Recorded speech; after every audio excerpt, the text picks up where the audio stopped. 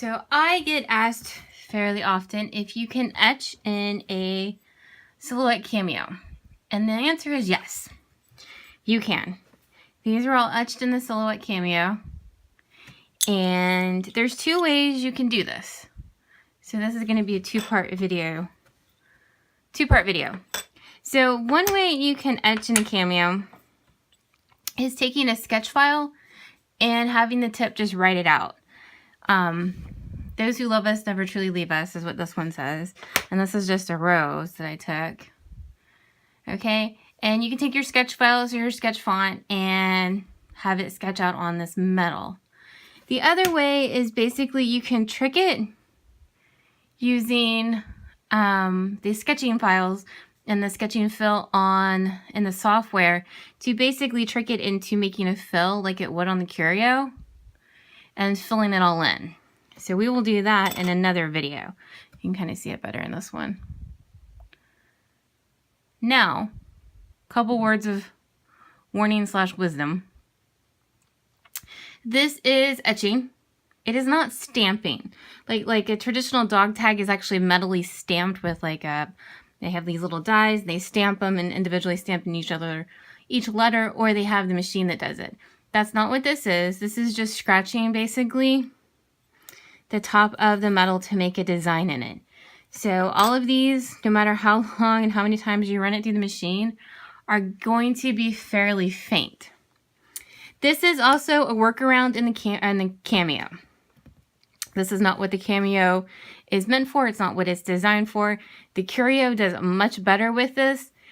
And you got to be careful because it's only very thin metal that it can etch on. So you want to be careful that you're not trying to put a really fat piece of metal in there, or else you can run the risk of damaging your machine. So this is a workaround. It's kind of, I guess, a hack. It's not what the Curio does. The Curio does this differently and is a little bit easier and better to do it. Is a little easier and better at doing this. So keep that in mind. If this is something that you really, really love and really want to do, the Curio would be a good investment for you. The CAMEO is, oh, I would like to make one or two and these are cute. So, so just keep that in mind when you're working with this or if you decide to do this. I'm going to show you the supplies that you need. All right, so here's what we're going to need. We're going to need one very well-loved, very used mat. Don't ever throw away a mat. You never know what you might need it for. But this mat has been well-loved. I'm suggesting a well-used mat in case A, you mess up, you're not cutting through a brand new mat. And B, when we etch, you're going to remove all of this metal, and it's going to leave really fine shards, and it's just going to stick and destroy a mat because the mat, if it's brand new and really sticky, is going to pick up all these little bitty shards instead of whatever you're trying to stick to it. So one well-loved mat. And then we are going to use the Silhouette double-sided adhesive sheets as our template material. You can also use, I've seen contact paper used as well.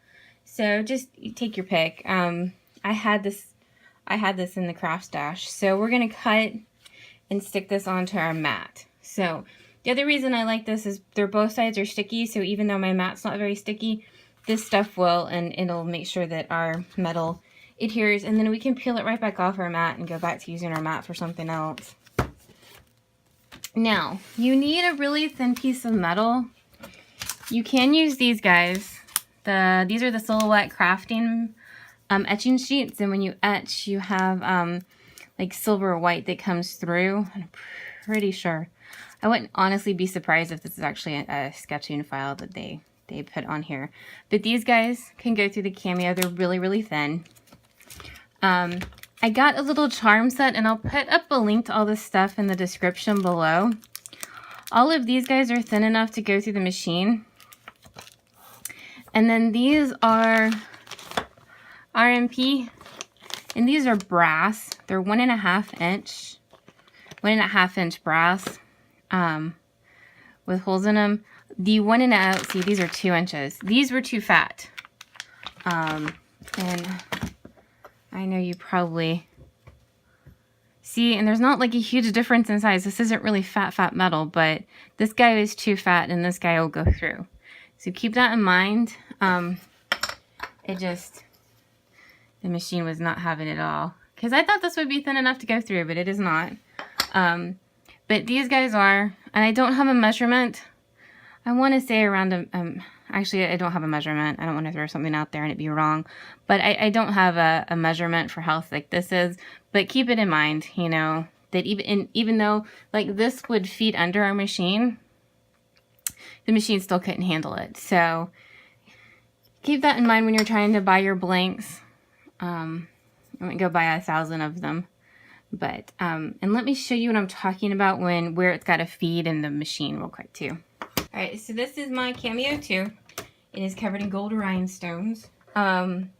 So when you feed in your mat,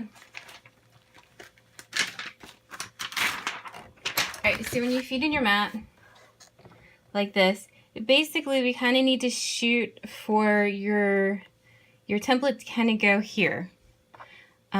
So that way it can feed under here and here.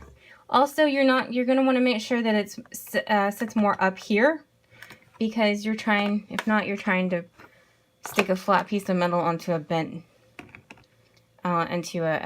mat, and you're asking for it to move. Okay, so that's what I mean when you got to make sure whatever you want to fit under here will go under this bar. And even though this guy it was getting stuck on that one. This one kind of goes back. So you got to make sure it will fit under that on your mat. And we are using this is the precision tip, so it's nice and pointy and pokey and going to stab you. I like this one for this because we're trying to draw sketch lines. You want something very sharp and pointy. She has this other one, which is her etching and engraving tip, and I really like it for etching acrylics on the curio. I love these two. Silhouette makes this guy. He's the etching and stippling tool. Not my favorite, but it is cheap. So if you're not sure and you just want to give it a shot, absolutely. I want to say it's like $7. I could be lying though. It's not that much and it's cheap. These guys are not, but if this is something you're going to do more than maybe once or twice, it might be worth it for you. So whatever your preference is. This will give you a rougher etch as well. These will give you a much smoother etch. All right, so to etch, what I need is a sketch file. Now, a sketch file is one of these files, and what it means is it's all a single line. And these are specially made files that should indicate that they're sketch files. If you type out, so I just typed this out and this is Arial, what you're gonna get is you're gonna get a double line around all your letters. And when I go to cut, see how this is just one line and this is my double lines? This is what you're going to want for this type of etching. I'm working on making some sketch files. They're going to be exclusively available through Sofonsi. And these are some of the ones that I've already put up there. These are frames. A fancy thank you. And then I got a couple more down here.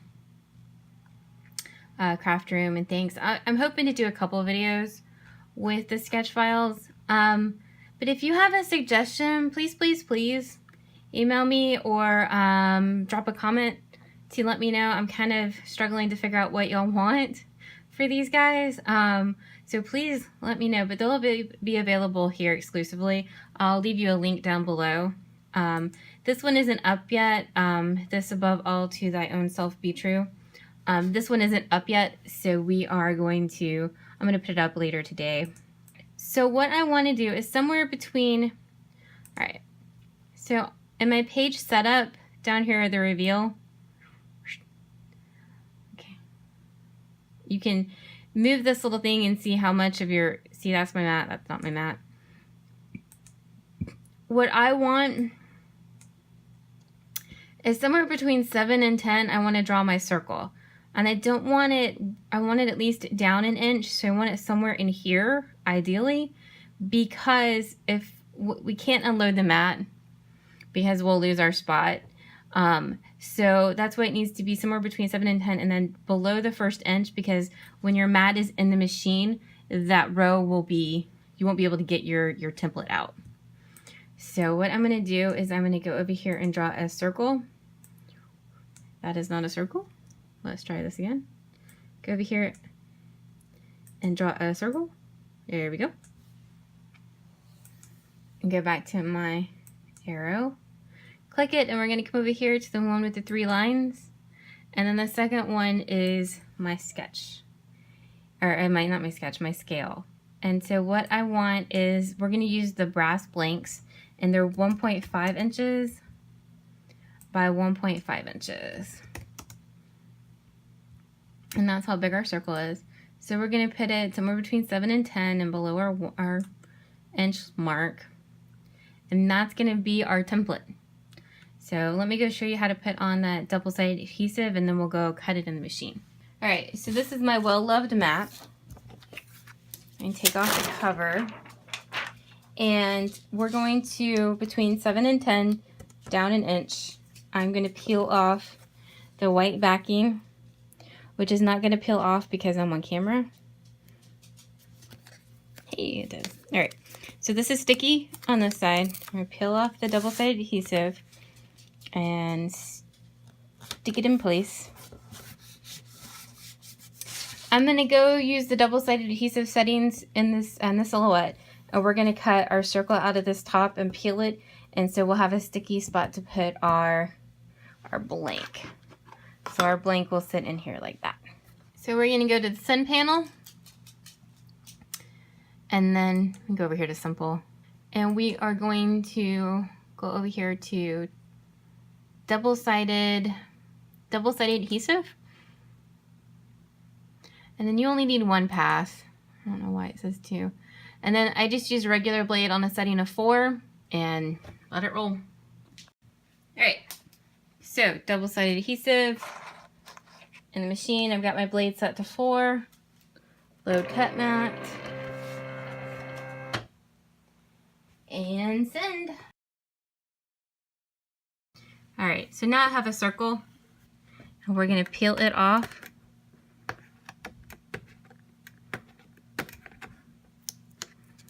And peel it off. That's my other side of my double sticky. So now we have a place to put our blank. These blanks come with protective coatings on them. On the front of the bag, it'll tell you how many you have. So the silver ones only have them on one side, but these have them on both.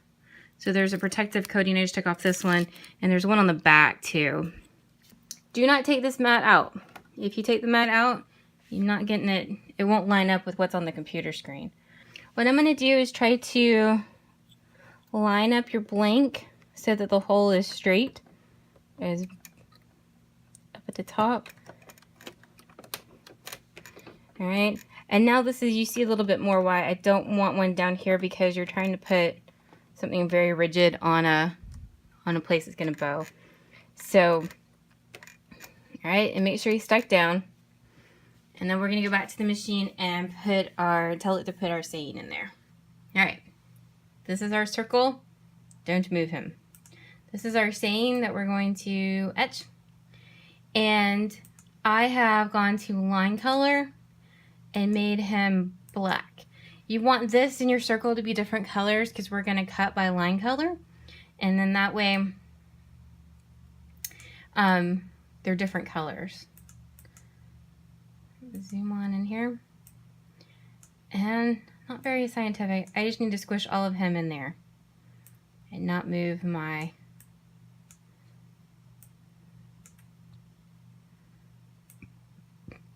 circle. The other thing is, you don't want it too close to the edge, and you don't want it, you remember you got a hole up here, so you don't want it too close to that. We'll do that with him. All right, and you can sketch this right as it is right now. Or what I'm going to do is I'm going to copy it, so edit and copy and edit and paste. And what I'm going to do, let's see if we can zoom in some more, is have them just offset themselves a little bit. It makes a bit bigger of a design, makes it look a little more sketchy. And then that way, another copy. It gives a bit more of a look than just a single line. And honestly, if you're going to do this, see See, we could do that, and that's even makes a fatter line.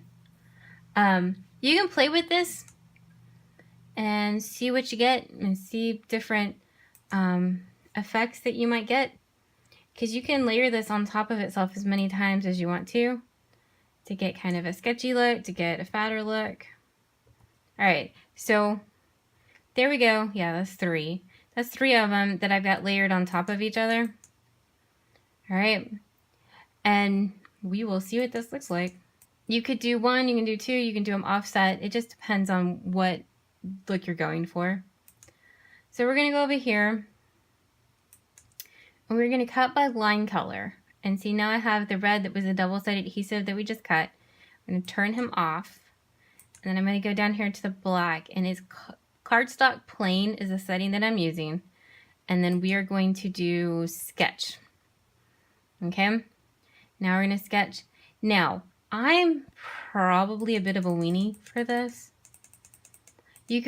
So what I've been doing is setting them at 15 and doing 2 passes.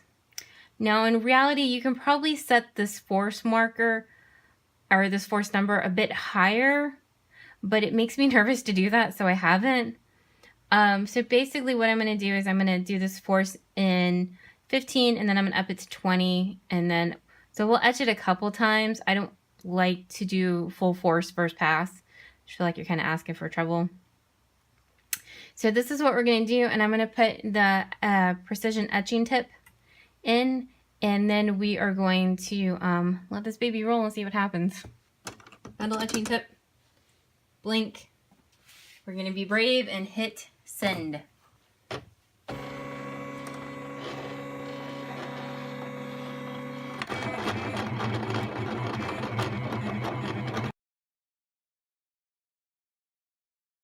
All right, that was our first pass. So what I'm going to do now is go back to a force on the machine, and let's turn it up to 25, and we're going to do another pass. 25 means it's going to be more force on this and another deeper etch.